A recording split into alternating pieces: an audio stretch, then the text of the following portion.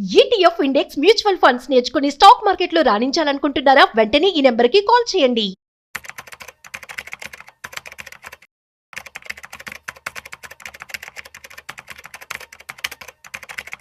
Hi viewers, India's largest digital media network Suman టీవీకి స్వాగతం. ప్రస్తుతం మనతో ఉన్నారు చార్టర్డ్ వెల్త్ మేనేజర్ రమా రాజేష్. సో రమా, ఇప్పుడు మనం అయితే సుకన్య సమృద్ధి యోజన పథకం గురించి అందరికీ బాగా తెలిసిన విషయమే. ముఖ్యంగా అమ్మాయిలకు ఒక వరం లాంటిది, లక్ష్మీదేవి ఇంటికే సాక్షాత్తు మనకు వస్తుంది అన్న ఆనందంతో ఈ పథకాలు చాలా మంది తీసుకుంటున్నారు. అయితే చాలా మందికి తెలియక ఎడ్యుకేషన్ కి యూజ్ అవుతుంది, వీళ్ళ చదువులకు పిల్లల చదువులకు అని తీసుకున్న వాళ్ళు ఉన్నారు. నిజంగా అది యూజ్ అవుతుందా? అలా తీసుకోవడం కరెక్టేనా? సుకన్య సమృద్ధి యోజన అన్న స్కీమ్ మ్యారేజ్ కోసం మంచిదే. ఎడ్యుకేషన్ మాత్రం అస్సలు తీసుకోకూడదు. దానివల్ల చాలా అంటే ఏ పథకం దేనికోసం తీసుకోవాలన్న క్లారిటీ లేకుండా తీసుకుంటే ఖచ్చితంగా నష్టపోతారు బేసికలీ. సో నేను కూడా చాలా క్లయింట్స్కి చెప్పే ఉంటాను, ఖచ్చితంగా ఇది ఒక స్కీమ్ యాడ్ చేసుకోండి, గవర్నమెంట్ స్కీమ్ కాబట్టి. వన్ ఆఫ్ ద అంటే ఇప్పుడు మనం పోర్ట్ఫోలియో డిజైన్ చేసేటప్పుడు కొన్ని నార్మల్వి అంటే గ్యారంటీడ్ ప్లాన్స్ ఉంటాయి, కొన్ని రిస్క్తో కూడిన ఉంటాయి, కొన్ని గోల్డ్ రిలేటెడ్ మార్కెట్ రిలేటెడ్గా కానీ ఉంటాయి. అట్లా ఓవరాల్గా డైవర్సిఫికేషన్ చెప్తాను నేను. సో ఆ పాయింట్లోని సుకన్య సమృద్ధి గురించి కూడా నేను నా క్లయింట్స్కి చాలా మందికి చెప్పాను. బట్ కానీ సుకన్య సమృద్ధిని అది ఎంత మంచి పథకమో అది ఒక రాంగ్ పర్పస్ కోసం సేవ్ చేస్తే అంత యూజ్లెస్ పథకం కూడా అయిపోతుంది. సో అందుకు ఈ వీడియో ఆ క్లారిటీ ఇవ్వడం కోసం స్పెసిఫిక్గా నేను చెప్తుంది. మీరు అన్నట్టు ఎడ్యుకేషన్ కోసం ఇది రైట్ కాదు. సుకన్య సమృద్ధి పథకం అన్నది కేవలం అమ్మాయి మ్యారేజ్ కోసం యూజ్ చేయడానికి యూజ్ అయ్యేదే. అంతేకాకుండా దీంట్లో కొన్ని డ్రాబ్యాక్స్ కూడా ఉన్నాయి. అంటే పాజిటివ్స్ గురించి చాలా మంది వీడియోస్ చేశారు. సో నేను ఇందులో స్పెసిఫిక్గా ఉన్న డ్రాబ్యాక్స్ గురించి నేను డిస్కస్ చేసుకుంటూ దాన్ని బట్టి అది ఎవరికి కరెక్టో వాళ్ళు ప్లాన్ చేసుకుంటే అప్పుడు మీ ప్లానింగ్లో ప్రాబ్లం ఉండదు. సో అందుకని ఈ వీడియోలో స్పెసిఫిక్గా దాని గురించి చెప్పాలనుకుంటున్నాను. అండ్ మోస్ట్ ఇంపార్టెంట్ డ్రాబ్యాక్ దీంట్లో ఉన్నది ఏంటి అంటే లాక్ ఇన్ పీరియడ్. అది 21 years లాక్ ఇన్ పీరియడ్ ఉంటుంది. సో సుకన్య సమృద్ధిలో 21 years లాక్ ఇన్ పీరియడ్ అంటే అమ్మాయి పుట్టిన వెంటనే తీసుకుంటే ఓకే. ఇప్పుడు అమ్మాయి పుట్టిన వెంటనే పాలసీ తీసుకుంటే 21 సంవత్సరాలకి వాళ్ళకి 40 లక్షలు అంటావు. ఫర్ ఎగ్జాంపుల్ 1,50,000 కనుక వాళ్ళు మాక్సిమం లిమిట్ 1,50,000 ఉంది దానికి. సో 1,50,000 కనుక వాళ్ళు ఇన్వెస్ట్ చేసుకుంటే ఎవ్రీ ఇయర్ వాళ్ళకి అమ్మాయికి 21 వచ్చేటప్పటికి 40 lakhs దగ్గర వస్తుంది. ఇక్కడ వరకు బాగానే ఉంది. అదే అమ్మాయికి 8th year వచ్చినప్పుడు తీసుకున్నా, 5th year వచ్చినప్పుడు తీసుకున్నా, ఈ లాక్ ఇన్ పీరియడ్ అందరూ ఏమనుకుంటారు, అమ్మాయికి 21 years రాగానే దాన్ని తీసుకోవచ్చు అనుకుంటారు. కాదు, 21 years నిండాలి. అంటే ఆ పాలసీ తీసుకున్న దగ్గర నుంచి 21 years నిండాలి. ఫర్ ఎగ్జాంపుల్ అమ్మాయికి 10th year లో తీసుకుంటే 21 years అంటే 31 years అప్పుడు వస్తుంది ఆ అమౌంట్. లేదా అమ్మాయికి మ్యారేజ్ అయిపోయింది అని ఒక సర్టిఫికేట్ చూపిస్తే అప్పుడు ఇస్తారు. అంటే ఏ పర్పస్ కోసం అయితే తీసుకుంటున్నా ఆ పర్పస్ సాల్వ్ అవ్వదు కదా. పెళ్లి కోసం నేను విత్డ్రా చేసుకోవాలంటే పెళ్లి అయ్యాక నేను తీసుకోవాల్సి వస్తుంది, అంతే కదా. ఇప్పుడు నేను అది ఒకవేళ మ్యారేజ్ కోసమే నేను ఆ పాలసీ తీసుకున్నాను అనుకో, ఆ మ్యారేజ్ అయిపోయింది అని నేను గవర్నమెంట్కి సర్టిఫికేట్ చూపించి నేను అప్పుడు విత్డ్రా చేసుకుంటేనే నాకు అమౌంట్ ఇస్తారు. కానీ నేను మ్యారేజ్ కోసం ఇవ్వలేను. అంటే నాకు ఆ మ్యారేజ్ చేసుకోవడానికి నేను అప్పులు చేయాల్సి ఉంటే చేయాలి, అవన్నీ చేసుకోవాల్సి ఉంటుంది. So this is the problem.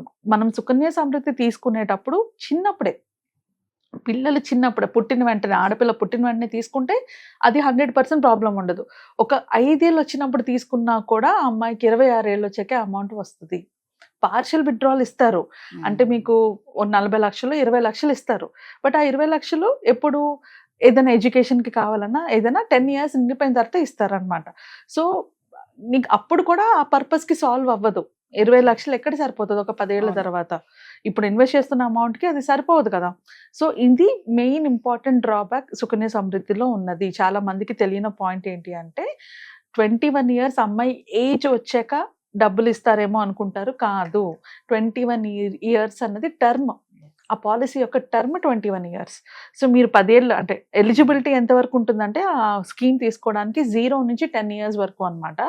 10 ఏళ్ళ అమ్మాయికి కనుక తీసుకుంటే అది 31 సంవత్సరాలు వచ్చినప్పుడే వస్తుంది. కాబట్టి ఇది మైండ్లో పెట్టుకోండి. ఇది కంపల్సరీగా మైండ్లో పెట్టుకునే ఇన్వెస్ట్మెంట్ చేసుకోవాలి. లేదు పెళ్ళయ్యాక మా అమ్మాయికి ఇవ్వాలనుకుంటున్నాను ఆర్ ఇంకేదైనా అనుకుంటే ఇట్ ఇస్ స్టిల్ ఫైన్. ఆ ఏజ్ అంటే 10 ఏళ్ళ తర్వాత ఆర్ 8-9 years ఉన్న పిల్లలు సుకన్య సమృద్ధి దాంట్లో పెట్టకుండా ఇంకా వేరే ఆప్షన్స్ చూసుకుంటేనే బెటర్. మళ్ళీ మన మనీని మనం లాకిన్ చేసుకున్న తర్వాత తీసుకోవడం కన్నా there are better alternative options కదా. So this is the first and most important drawback. And second drawback ఏంటంటే అది వచ్చే రిటర్న్స్. సో గ్యారంటీడ్ రిటర్న్సే, కానీ ఓన్లీ 8.2% రిటర్న్స్ వస్తాయి. సో 8.2% రిటర్న్ అంటే ఏంటి, మీరు అంటే అది అగైన్ క్వార్టర్లీ చేంజ్ అయిపోతూ ఉంటుంది రిటర్న్స్ పర్సంటేజ్ ఎంత ఉందో. సో ఇప్పుడు 8.2 అంటే 1,50,000కి 40 లక్షలు వస్తుంది. ప్రతి సంవత్సరం 1,50,000 కడితే 15 years కడితే అది 40 lakhs వస్తుంది.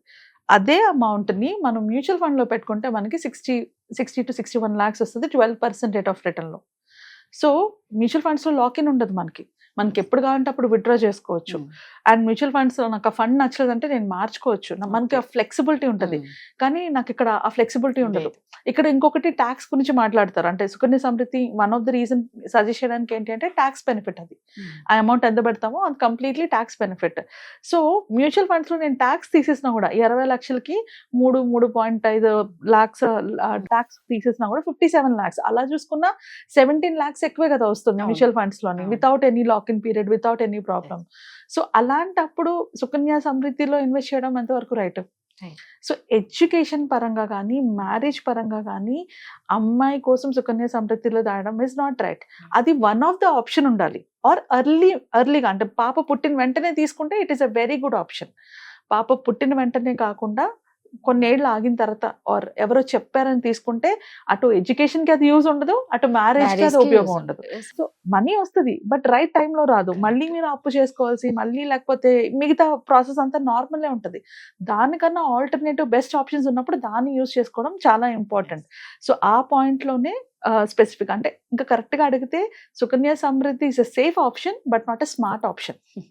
సో అలాంటప్పుడు దాన్ని తీసుకోవాలా వద్దా అన్నది వాళ్ళ సిచ్యువేషన్ బట్టి డిసైడ్ చేసుకోవాలి. నిజంగా అందుకే ఏదన్నా పథకాలు ఇస్తున్నారు అంటే మాత్రం ఖచ్చితంగా వాటి వల్ల ఎలాంటి బెనిఫిట్స్ ఉన్నాయి, మన చేతికి వచ్చేసరికి ఎంత కట్ అవుతుంది, దేనికి మనం దీన్ని తీసుకోవాలి అనేది మాత్రం ఖచ్చితంగా తెలుసుకోవాలి. ఇందాక అన్నట్టు మీ క్లయింట్ పాపం ఎడ్యుకేషన్ కి పెట్టి నిజంగా ఇప్పుడు బాధపడాల్సి వస్తుంది. వాళ్ళు అంతే ఎన్నో హోప్స్ పెట్టుకుని ఉంటారు కదా, ఆ డబ్బు ఒకటి ఉంది అన్న ధైర్యంతో వాళ్ళు ఇక చదివించడానికి కూడా ఏదైతే చదివించడానికైనా రెడీగా ఉంటారు. ప్రాబ్లం హాఫ్ నాలెడ్జ్ తో. ఇప్పుడు ఫర్ ఎగ్జాంపుల్ ఇది కామన్, నేను ఒక పాలసీలో ఇన్వెస్ట్ చేశాను, అది నాకు బాగా అనిపించింది అనుకో, నేను 10 మందికి చెప్తాను.